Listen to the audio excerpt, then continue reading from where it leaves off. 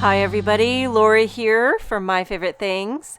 Thank you so much for joining me today. I've got a colorful project to share with you using some products from the latest June release, starting with the Stitched Tall Rainbow Dynamics. Love a good rainbow.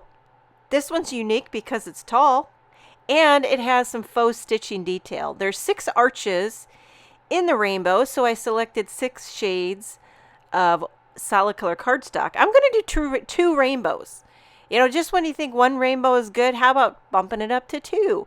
So I did one rainbow, this one here, with mostly warm tones. And then for my second rainbow, doing more of the cool tone, or actually the second half of the rainbow. This one's like red to the yellow, red, pink, orange, and yellow. And then this second rainbow is the greens, blues, and purples. Okay?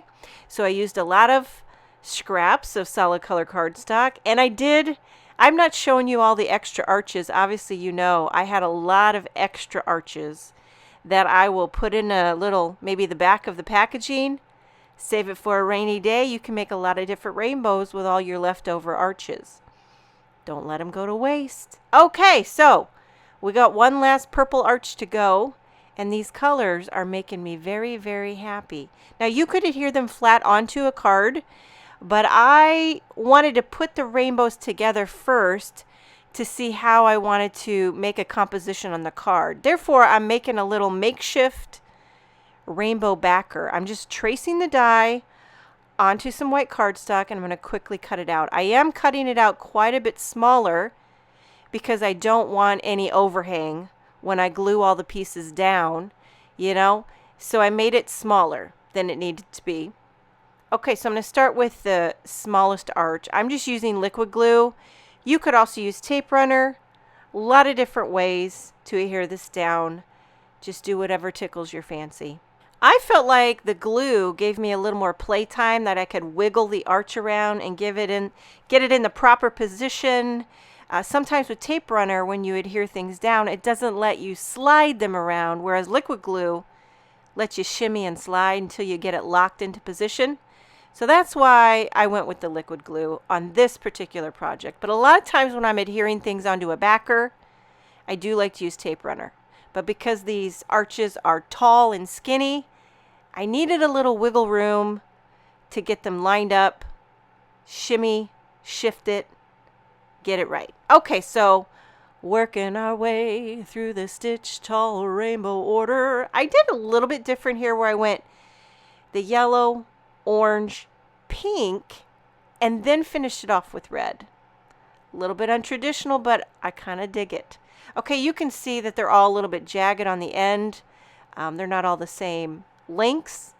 Not going to need that. I'm going to trim this off anyway. It's going to get trimmed off even more once we adhere it onto the card. But there's rainbow 1. I went ahead and did the second one off camera for sake of time. You get the idea.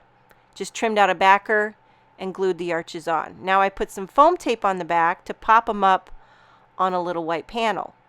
It's kind of hard to get both arches into a panel. You got to squeeze them together. A little bit of cropping going to have to happen to make it work. So I flip this over. I like to use my paper trimmer to get a really crisp, sharp crop on the back side. You can use scissors too, but I find it's crisper with the guillotine trimmer. So there you have your rainbow background panel. Now we're moving on to the sentiment.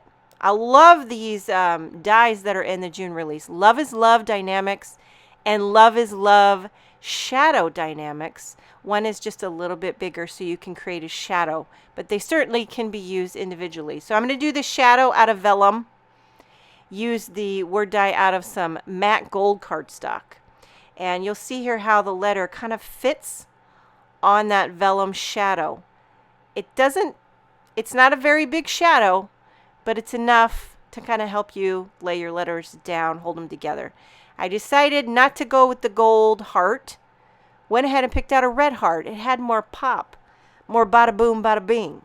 Okay, so not that you have to, but I'm going to pop these down onto the vellum because dimension is life.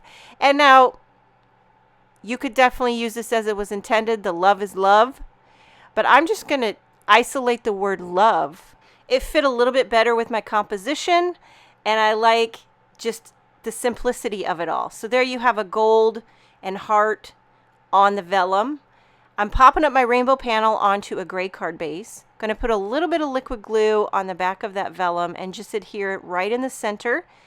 See how it nestles right there? The composition just worked. I'm going to hold that down with an acrylic block and then emboss a coordinating sentiment. This is an older stamp set, but it's one that I've gone back to several times. It's called Itty Bitty Love, and it's got some great little sentiments that are like love, but this one is just sending you love. That's what I'm embossing in white onto black, which I go back to time and time again. I think it's just all purpose. I like to send cards to people that are like sending you love type things. Doesn't have to be a birthday or a sympathy. It's just thinking of you and sending you love, especially with a little rainbow. So I'm going to pop that up right into the center of my die cut sentiment, finish it off with a few little raindrops, and this card is finished. One of my favorites. It's like bold, graphic, lot of color, lot of love. Sending you some double rainbow love today. I hope you enjoyed this video. Thank you so much for joining me. Have a wonderful day, and I will see you next time.